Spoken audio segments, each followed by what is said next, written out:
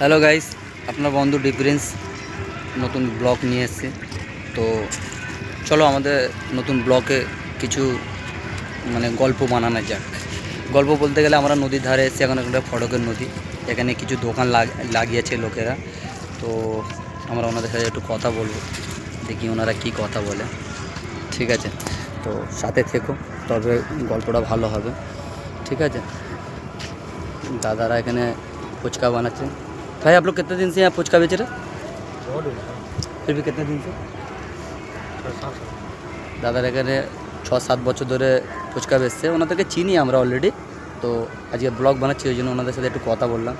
তো চলুন, আমাদের এখানে আরও যারা আছে, যারা বেচছে অন্য অন্য জিনিস, আমরা ওনাদেরকে জিজ্ঞেস করবো। তো দাদা आप का बेच रहे वाला क्या बेच रहे? দাদা পকোড়া বেচছে। তো দাদা আপনার এখানে কিরাম রোজগার কিরাম হয়, যে সংসার চলেই যায় মোটামুটি? তো যারা ফটকের নদীতে আসো, দাদার এই পকোড়া খাবে। এনারা পকোড়া গ্রিন চাটনি থাকে, আমরাও সময় ক্ষেত্রে খাই, তোমরাও খাবে। আরও এখানে দোকান আছে, এনারা পকোড়া এনারা পার্টনারশিপে বেচে, যে দুটো পরস্পর আছে পাশাপাশি। এনাদের মিলটা দেখুন, একই জায়গায় একই দোকান, সবাই সাথে খায়। তো দাদার সাথে কথা বলবো, দাদাকেও চিনি আমি, এর আগে এনার সাথে দেখেছি। দাদা আপনি কেমন আছেন? তো আপনাদের কিরম বেচাকেনা কেমন হয়?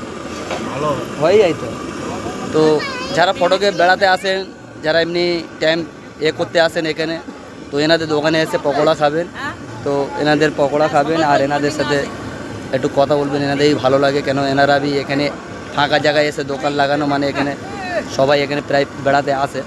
তো যারা যারা এসো তারা এখানে পকোড়া খাও। দেখো কাকাটা পকোড়া বানাচ্ছে, পকোড়ার কালার বি বহুত সুন্দর, অনেক কালার একদম। তো খেতেও বহুত টেস্ট, আমরাও খেয়েছি। আমরা প্রায় আমার বন্ধুদের সাথে আসি, এখানে খাই। তো ওনারা বন্ধুরা, যদি উনি চাওয়ালা, উনি চা বেচে। তো হ্যাঁ, আমরা ওনার কাছে চা খেয়েছিলাম। তো কাকা এখন দোকান লাগাচ্ছে। কাকা কিছু বলবে তুমি? হ্যাঁ, তো খারাপ চা। তো এনার এখানে যারা যারা আসেন তারা চা খাবেন। দেখুন এখানে ফুচকাওয়ালাও আছে।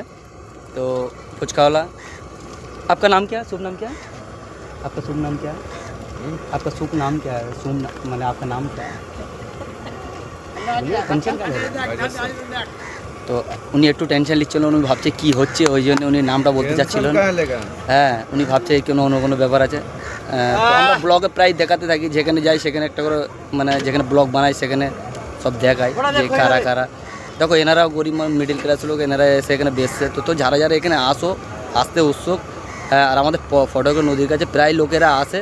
তো যারা যারা আসে তারা এখানে খায়। এখন একটি দোকান এত ছিল না, এখন অনেক দোকান হয়েছে। তো আরও দোকান হবে, আরও কাজ চলছে। তো চলো তোমাদের কাজ চলছে সেইগুলো একটু একটু করে দেখায় কাজগুলো। দেখো জেসিবি লেগে রয়েছে, তোমাদেরকে জেসিবি দেখাই। এখানে দেখো কাজ চলছে নদীর ধারে, এদিকে দেখো কাজ চলছে, এদিকে সব কাজ চলছে। কাজ যখন এটা পুরোপুরি হয়ে যাবে, তখন এখানে আরও দোকানপাট লাগবে। এখানে যারা পিকনিক মানাতে আসে, যারা এখানে এখানে দূর দূর থেকে আসে, এসে এখানে সব ঘুরে বেড়ায়, খাওয়া দাওয়ার ব্যবস্থা করে। এখানে ক্যান্টিন লেগে এখানে করে। দেখুন আমার পিছনে সব কাজ চলছে, দেখুন এদের কাজ চলছে। এখন ওয়েদারটা ভালো আছে, একটু এগিয়ে একদম বহুত শীতকালের ওয়েদার ছিল, যার জন্য কি এখন সবাই করতে পারছিল না। তো শীতকালের সময় কি জানো, নদীর ধারে সবাই অতটা আসে না, তো যার জন্যে কি শীতকালে একটু ভিড় কম আছে। তো আমার পিছনে তোমাকে দেখালাম চটপটিওয়ালা, ফুচকাওয়ালা, তারপরে তোমার পকোড়াওয়ালা, ওনারা এখানে দোকান লাগিয়েছে। তো শীতকালে ওয়েদারটা কেউ নেওয়ার জন্য, যারা ওয়েদার নিতে চায় তারা ওয়েদার নেয়। আর যারা এমনি কিছু ইয়ং ছেলেরা আছে যারা এখানে এসে একটু হালকা করে এখানে স্মোক করে, যারা তারা আসে।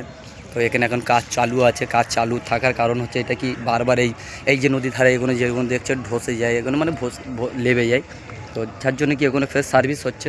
তো সার্ভিস যখন হবে তখন এটা আরও আগামী দিন সুন্দরভাবে হবে। এগুলো একটা ভালো পোস্ট দেখাবে, লোক আসতে উৎসুক হবে। তো যার জন্যে কি এইগুলো সার্ভিস হচ্ছে। তো ভালো জিনিস আমাদের এখানকার হিসাবে, তো আমাদের লেগে ভালো, যাতে কি আমাদের এখানকার লোকেরা এগুলো পছন্দ করে, এখানে এসে টাইমে এ করে। তো এই টাইম যে দোয়াটা এখানে মানুষ যে দূর থেকে এসে ঘন্টা 1 ঘন্টা এখানে থাকা, তো 2-4টে দোকান লাগালে আরও দোকানদাররা চাইবে যে আমাদের এখানে রোজগার হোক, আমরাও চাইবো যে এখানে এসে একটু টাইম দিয়ে কিছু আনন্দ পাই। তো এখন তোমাদেরকে দেখালাম চারদিকে যে কিভাবে কাজটা চলতেছে। তো এইসব যে ইট পাথরগুলো আছে দেখছো তোমরা, এসব ইটগুলো সাজানো হবে এখানে। এসব ইটগুলো এইভাবে যে সাজিয়েছে, এইভাবে সেম এইভাবে ইটগুলো সাজালে এগুলো ঢাল মতন হয়ে যাবে। তো আমি আগেবারে ব্লগে বলেছিলাম যে আমি নতুন নতুন জায়গায় যাই, সেখানকার ভিডিও বানাই, সেখানকার কিছু জিনিসকে তুলে ধরি যে এই জিনিসটা কিভাবে হয়। তো তোমাদেরকে আমি যদি বলি আকড়া থেকে আসো, তাহলে আকড়া রোড ধরে আসবে। আর যেটি আমাদের রবীন্দ্রনগর থানার ওই দিক থেকে আসো, তাহলে থানার পাশ থেকে আসবে সত্যবীর মাজারের পাশ থেকে। তা তোমরা এটা দেখতে পাবে যে ফটক নদীর ধারে। বাকি এদিকে যেগুলো দেখা যাচ্ছে ইটভাটা ওদিকে সেই কালী ওখানে লাশ পোড়াবার জায়গা আছে যেখানে মানুষ পোড়ায়। তো তোমাদেরকে এদিকেরও দেখাই, দেখো সব আস্তে আস্তে আসতেছে, সব এখানে সব আসতেছে। এখানে একটু সন্ধ্যা অবধি থাকবে, যখন সাঁঝ নেমে যাবে তখন সবাই আবার ফের বাড়ি নিজের ফিরে যাবে। তো যতক্ষণ থাকে এখানে সবাই নিজের মতন করে এখানে চলে। যখন শীতকাল শেষ হয়ে যায়, গরমের কাল আসে, তখন ওখানে ঘাট আছে, সেই ঘাটটাই সবাই গোসল করে। এবং যারা চান করার হয় চান করে, যারা গোসল করার হয় তারা গোসল করে। আপনি তো বুঝতেই পারছেন আমার কথাটা। তো এখানে বহুত আনন্দ হয়। আমরা প্রায় সময় এসে এখানে এসে বসে টাইম করি। তো আমি এর এগিয়েও ব্লগ ছেড়েছি, আমি ছোট ছোট ব্লগ করে ছেড়ে দিই কি লোক বুঝতে পারুক যে আমরা কোন জায়গায় যাচ্ছি, কীভাবে যাচ্ছি। তো সেই হিসেবে ব্লগটা হয়। তো ঠিক আছে, আজকের ব্লগ এই পর্যন্ত। Tata, bye bye. আগামী ব্লগে আবার দেখা হবে। আপনারা সবাই ভালো থেকো।